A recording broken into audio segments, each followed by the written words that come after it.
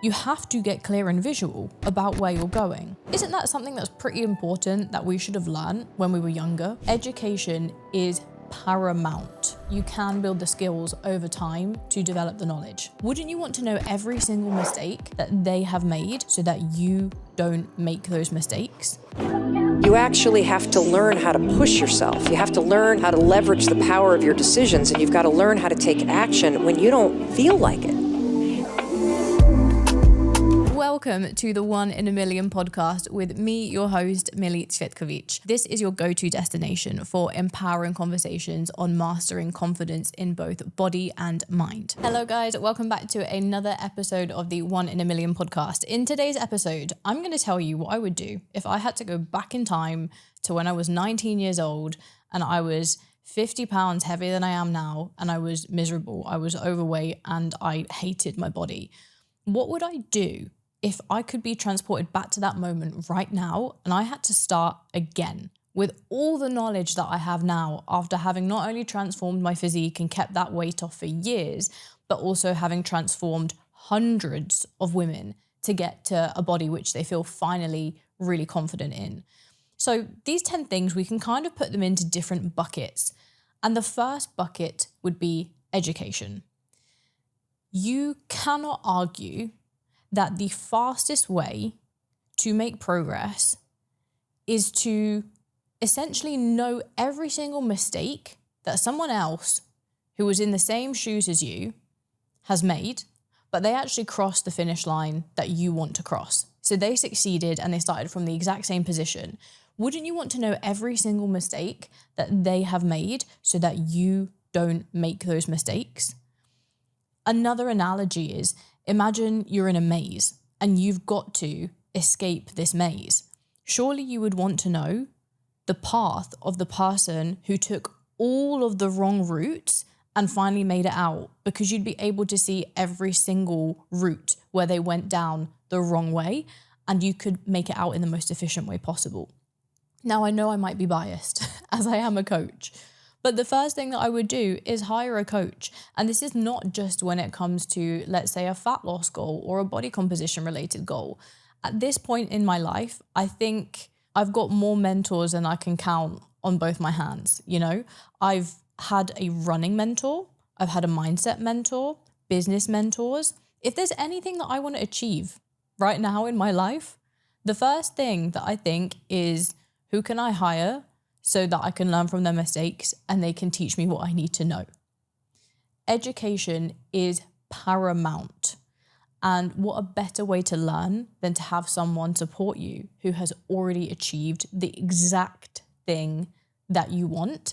And maybe they started in the same circumstances or even worse circumstances than you did. The other thing that I would do is I would educate myself on fat loss. This is number 2. I truly did not understand the science of fat loss when I wanted to lose body fat. And if you're listening to this, you might also think the same, because actually, does eating healthy and knowing that you need to move more actually, on a scientific level, allow you to know exactly how to lose body fat? And I'll be honest and say this is where 95% of women go drastically wrong, because they believe that eating more nutrient-dense foods, aka more fruits and veggies and less processed foods, they believe that that is the route to losing body fat. And I'm here to tell you that it's not. If you really ate enough nutrient-dense foods, you could still end up maintaining weight, if not gaining weight. And funnily enough, in the 3 years of me not having a coach and not knowing what I was doing and chasing my tail and never truly making progress by myself, in those 3 years, I went through a stage where I ate, quote unquote, healthily, and I ended up gaining weight because the amount of healthy foods like bananas and avocados and nuts that I kept consuming was putting me in such a significant calorie surplus. I just thought I needed to eat healthier foods, but that's not the case. It's the energy balance equation that matters. It's what is the calorie content of the food that you're consuming, and it's what is your total daily energy expenditure. So the amount of calories that you're burning every single day on a daily basis. You just need to eat less calories than that. And you can eat 80% nutrient-dense foods, 20% slightly more processed foods that maybe are a little bit more indulgent. But wouldn't you rather eat following the 80-20 principle and actually succeed with fat loss than be condemned to having to eat only healthy foods and still never lose body fat because you actually don't know what you're doing? So when you educate yourself on fat loss and when you know, okay, this is what a calorie is, this is how to calculate a calorie deficit, this is how much I need to move, this is how much protein I need to eat, this is how my body composition will change as a result of doing this, you unlock your potential. But by just stabbing in the dark and thinking that you're doing what you should do to achieve fat loss, you may be completely wrong and really stunting your growth. Then when it comes to bucket number 2, we'll call this one planning and defined goal setting. Because unless you're very clear on where you're going and by what time you want to get there, you don't actually know the path to get there. We have to reverse engineer the steps to get to that final destination. Otherwise, again, you could just end up spinning your wheels and not making progress at a rate that is good enough. So the first thing to plan out is, what is the calorie deficit that you need to be in order to get to where you want to be? So let's say if within 90 days, you want to lose 10 to 15 pounds. How much of a calorie deficit do you need to be in each week, each day? And then how does that correspond to the amount of movement that you need to do and the amount of food that you need to consume? So you have to get knowledgeable about fat loss before you can then create your plan. Because if you don't understand the principles, you can't plan for it. The next part, which is intertwined in that, so number 4, you have to get clear and visual about where you're going. Many of us will set what we would term as a goal weight or a bracket within which we know if we hit a body weight that's thereabouts, let's say for myself, between 60 to 62 kilos. I know that somewhere within that bracket, I tend to feel pretty pleased with my body composition. It might be something that we think about in the past when we were a certain body weight or when we were a certain clothes size, but we have to know where we're going. And so it is really important that even if you're not that fond of using scale weight as a measurement, that you find another tangible way that you're able to measure where you're headed. And that could be, I want to lose 3 inches off my waist by X time, or I want to drop a dress size within 6 weeks. That allows you then to visualize on a daily basis you in that state. And when you can visualize yourself being in that state and you do it so often, you are bound to act in line with the person that has achieved that or that is doing those things. If you don't truly believe that you can get to where you want to be, you're not going to act in line with the type of person that you need to be to achieve that goal. So planning where you want to get to and visualizing it is absolutely imperative. Then once you know where you're headed, what your calorie deficit needs to be, how much you need to move, you've got to integrate that into your weekly routine. Step number 5 is mapping out the routine, because if you haven't got it scheduled as an appointment, it won't get done. And to those of you listening to this who still plan to do their workouts or to hit the gym after a long day of work and Funnily enough, you'll always find that it gets to the end of the day and you're exhausted and you can't really be bothered, and then you put it down to another day and then it's the weekend, and then, the whole week has gone by and you maybe moved your body once. That's because you're not being intentional about your planning. If you are intentional about your planning, you will ensure that the way that you're mapping things out means that it has to get done. So it could be booking in for a class. If you booked in for, let's say, a spin class, then you'd be far more likely to show up to that. Even better if you had someone holding you accountable, perhaps a personal trainer, perhaps a friend or a loved one. If you've said, let's go get our steps in and go for a little bit of a walk to talk about how life has been. When you organize and plan something with someone there, it's so much more likely that you will show up for it. But you have to plan it. So bucket number 2, calculate your calorie deficit, set clear goals and visualize those goals, and then map out your routine. What about bucket number 3? This is all about building your habits and your skills. Because you might know where you're headed, you might know what you need to do to get there. Do you actually have the skills to be able to do the damn thing? And number 6 is something that I honestly and wholeheartedly believe at some point most people should do, because it provides a huge amount of value. And that is learning how to track your calories, how to track your energy intake. It might not be the optimal method for you in the long term, and it might not be something that you want to do forever. But if I put 2 slices of bread in front of you and I said, how many calories are in this? How many carbs are in this? How does that compare to what your body needs? And you don't know the answer to that, isn't that something that's pretty important that we should have learned when we were younger? The actual energy requirements and the nutrient requirements for our bodies, and how we can ensure that we're the healthiest and happiest versions of ourselves. How, if we are going to be training hard, that we fuel ourselves properly so that we can perform our best and recover and not get too fat or not underfuel. Aren't these things that we should have been taught in school? And that could be a whole different podcast. However, if you don't know it, it's your duty to learn it.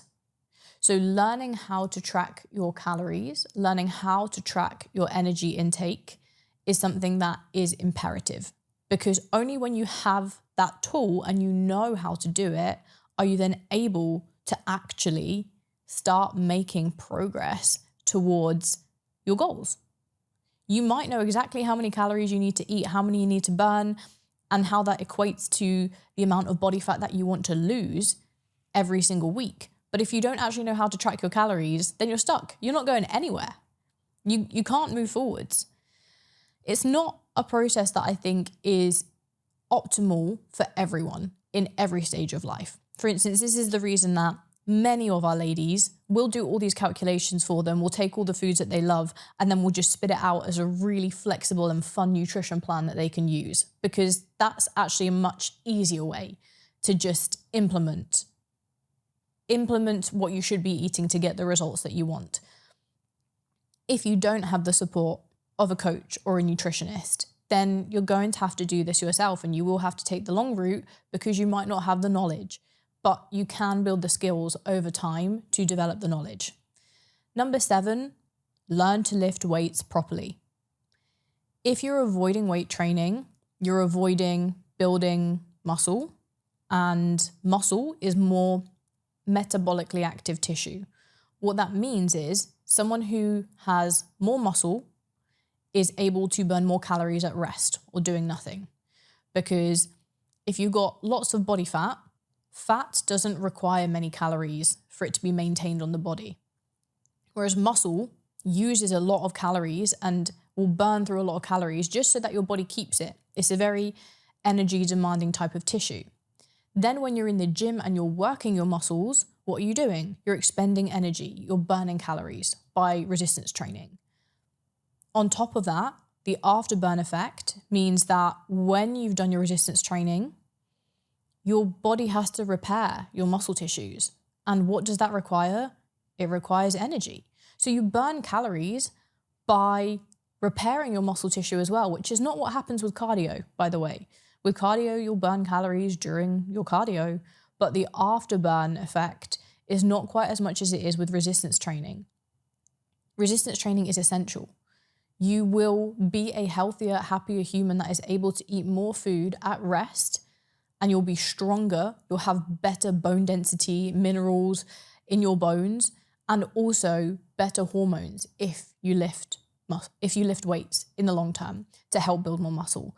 So this is something where if you don't know how to lift weights and you're intimidated by the weight section in the gym or the machines, you have got to commit to getting confident with that. And we're very fortunate now that there are so many different ways that you can do this. You can go to fitness classes where they'll teach you how to lift weights. You can go to your local personal trainer. You can download so many different types of training programs from the internet. And we're really spoiled for choice when it comes to having 1,000,001 different exercise tutorials just there on YouTube for free. So there is no reason why you can't learn how to lift weights and how to do it safely. But it's something, again, that you have to commit time to and to build up as a skill. If you are a busy, career-driven woman and you know that your inability to lose the body fat that you want to lose is stopping you from living a confident, successful life, then hear me out. We have just launched our Fat Loss Accelerator program, which is made specifically for women who are constrained for time, yet they want to lose anywhere between 10 to 25 pounds of body weight within 90 days. Throughout this process, we're also going to teach you exactly what you need to know so that you can maintain this result forever, that it's the lifestyle changes and the habits that you need to implement for the rest of your life to finally become that confident and successful woman who excels in all areas of her life. So if you're interested in finding out more about our Fat Loss Accelerator program, then send me a message on Instagram. Send me the words Fat Loss Accelerator. My Instagram is millie@teamcbm. The link is in the description below, and I will get back to you with all the information that you need to know. Back to the episode. Bucket number 4. This is the one thing that I would say I messed up on the most when it came to losing that first 50 pounds. That was holding myself accountable to me as well as to someone else. I didn't have anyone to hold me accountable when I started my fitness journey. I think the closest that I came to accountability was if I said to a friend, okay, let's go to the gym. Or if I knew there was a class that I'd enrolled in and I needed to show up for it. But for myself, I definitely struggled with holding myself accountable plenty of times.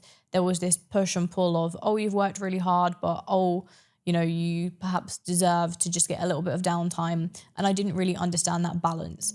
Whereas having someone who's objective and can look at your progress and look at how much work you're putting in and just be a second brain to discuss your progress is so valuable, because it stops you from having all these head wobbles where you're like, am I doing the right thing? Am I progressing at the right rate? So to hold myself accountable to me, point number 8 would be that I would have logged my variables way more accurately. And what do I mean by that? What variables? Well, I'm talking about my steps, how many active minutes I did. So let's say how many training sessions throughout the week did I complete? How much cardio did I do? Did I track my scale weight every single day? The reason why these things are important is because, let's say, the equivalent of someone who wants to save up to buy a house or a new car.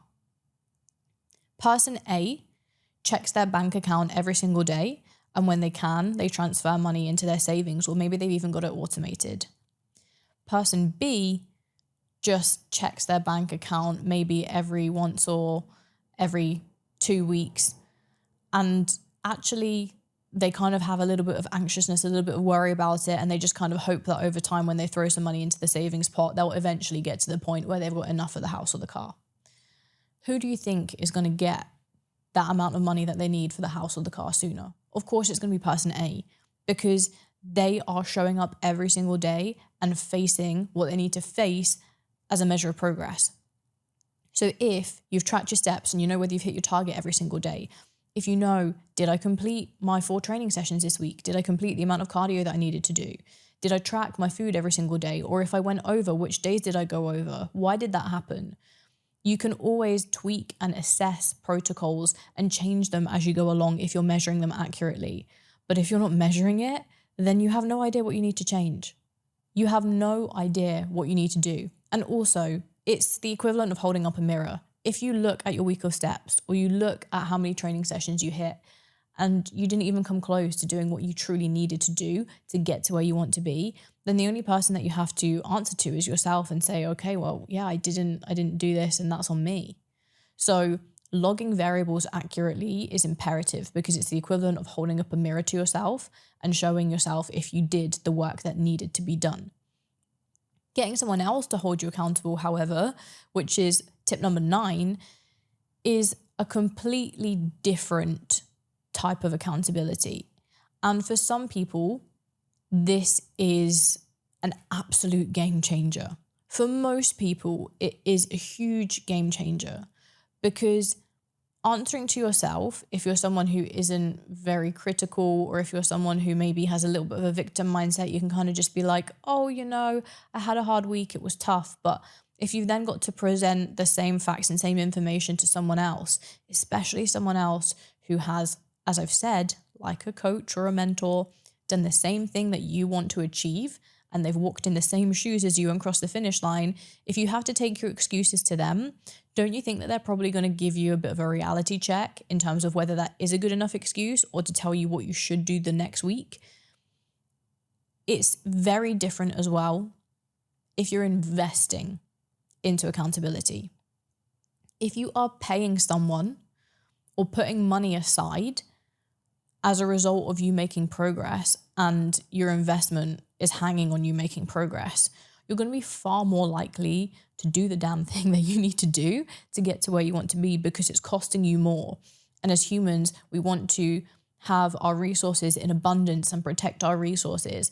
And if actually you're paying a big chunk of money and you're not actually seeing any progress off the back of that, and you know that you're just truly wasting your precious resources, it's going to make you act very differently. So getting someone to hold you accountable is an absolute game changer. The final bucket number 5, is embracing the journey. This is something that took me a long time to realize, and I wish I realized it from the start. It is a very sad and painful and judgmental process to go through if the only thing that you're deriving from all the actions that you're taking when it comes to eating well, learning how to move your body in new ways, pushing yourself, challenging yourself, it's incredibly sad if the only thing that you can think is, I'm not where I want to be yet. I haven't got there yet. And it truly saps away the joy that can be found in such a wonderful in such an amazing way to demonstrate that you care for yourself.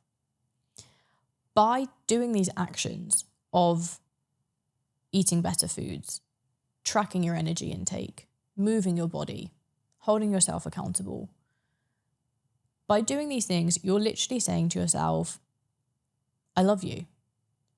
I want better for you. I care about you. Because they're hard things to do. They're difficult things to do. And by doing hard things for ourselves, we're showing ourselves that we love ourselves, that we want better, that we're respecting ourselves. So if after week on week, eating well, pushing yourself hard in the gym, ensuring that you're getting your steps done, if you take your progress photos and you look at yourself and you think, gosh, I'm so far away from where I want to be, and you start to resent the process, you start to think about cheating on your diet, you start to think about not doing the hard training sessions that you know that truly you always will feel proud that you've got completed.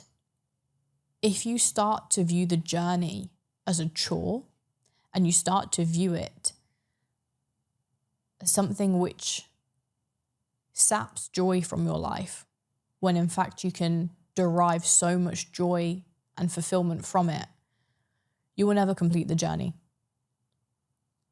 The fastest progress I find in our clients is the women that say, I know it's not going to be a quick fix.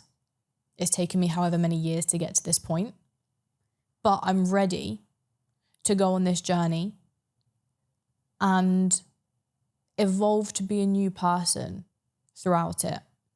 I'm going to understand delayed gratification. I'm going to educate myself. And if throughout a journey you feel like you actually have no idea what you're doing, if you feel like there's so much to learn, like you don't know what you're doing, like things are hard, that is amazing because it means that you're growing as a person. It means that you're evolving to get to that next level.